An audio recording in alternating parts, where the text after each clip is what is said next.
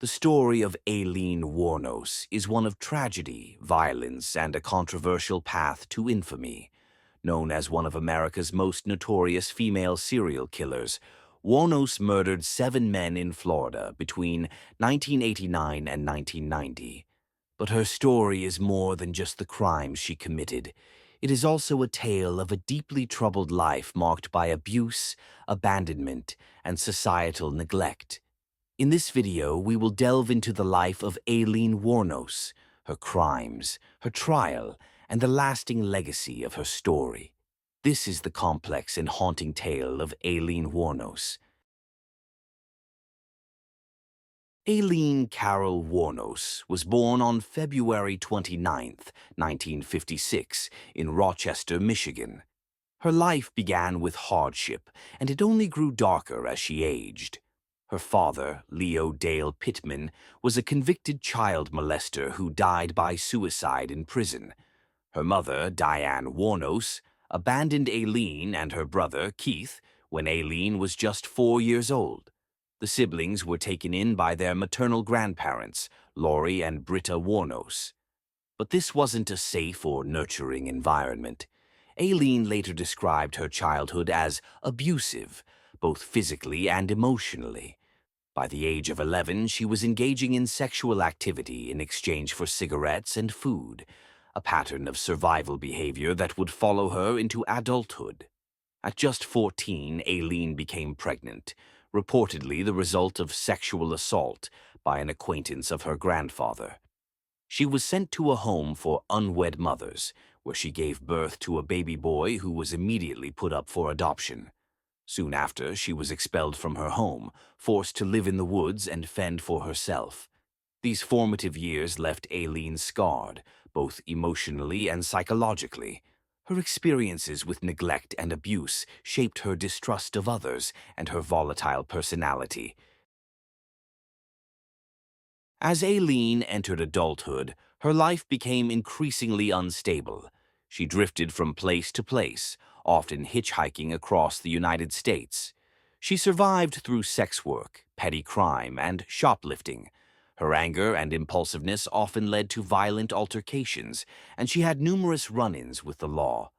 In the late 1970s, Aileen briefly attempted to settle down.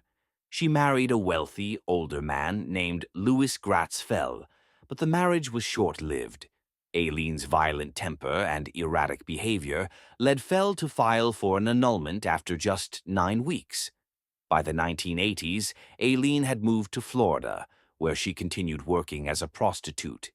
It was during this time that she met Tyria Moore, a hotel maid who would become her lover and partner. The two shared a turbulent relationship, but remained deeply connected. Tyria would later play a pivotal role in Aileen's eventual arrest and conviction. But it was in Florida, between 1989 and 1990, that Aileen's life took a darker turn, one that would cement her place in true crime history. Between 1989 and 1990, Aileen Wuornos murdered 7 men while working as a sex worker along Florida's highways. Her victims were all middle-aged or older men whom she lured under the pretense of providing sexual services. Here are the names of her victims: Richard Mallory, David Spears, Charles Carskadden, Peter Seams, Troy Burris, Charles Humphreys, Walter Antonio.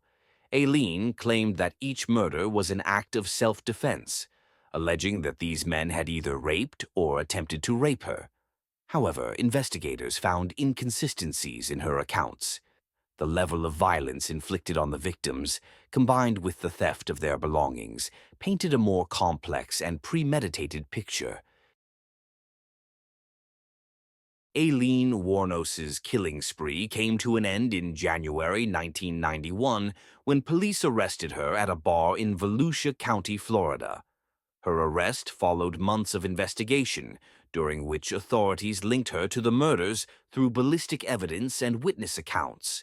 Key to her capture was Tyria Moore, who cooperated with law enforcement in exchange for immunity. Moore helped the police gather evidence by calling Aileen while the conversations were recorded. During these calls, Aileen confessed to the murders, claiming she had killed the men in self-defense. Aileen's trial began in January 1992, and her defense centered on her claim of self-defense. However, the prosecution presented overwhelming evidence of premeditation, including testimony about Aileen's history of violence and the items she stole from her victims. On January 27, 1992, Aileen was convicted of the first-degree murder of Richard Mallory and sentenced to death. Over the next 2 years, she was convicted of 5 more murders and received additional death sentences. She eventually pleaded guilty to all the charges, stating that she wanted to accept her fate. While on death row, Aileen Wuornos remained a polarizing figure. She gave numerous interviews in which she alternated between expressing remorse and justifying her actions. Her erratic behavior and outbursts raised questions about her mental health. In 2001, she petitioned to have her appeals halted, stating that she was ready to face execution. A psychological evaluation deemed her competent to make this decision, and her execution was scheduled. On October 9, 2002, Aileen Wuornos was executed by lethal injection at Florida State Prison. Her last words were chillingly enigmatic. "I'd just like to say I'm sailing with the Rock, and I'll be back, like Independence Day, with Jesus." She was the 10th woman to be executed in the United States since the death penalty was reinstated in 1976. The story of Aileen Wuornos continues to captivate and divide audiences. Some view her as a cold-blooded killer who preyed on vulnerable men, while others see her as a victim of a lifetime of abuse and neglect who lashed out in desperation. Her case highlights the intersections of mental health, trauma, and societal failure.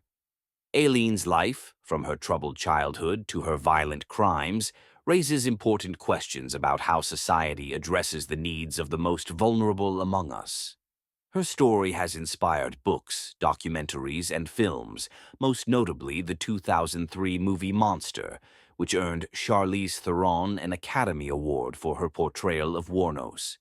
Aileen Wuornos's legacy is one of complexity and contradiction, a reminder of both the capacity for violence and the enduring impact of a life shaped by pain.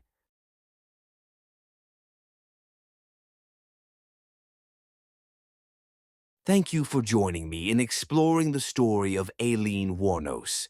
If you found this deep dive compelling, don't forget to like, share, and subscribe for more true crime stories and historical analyses.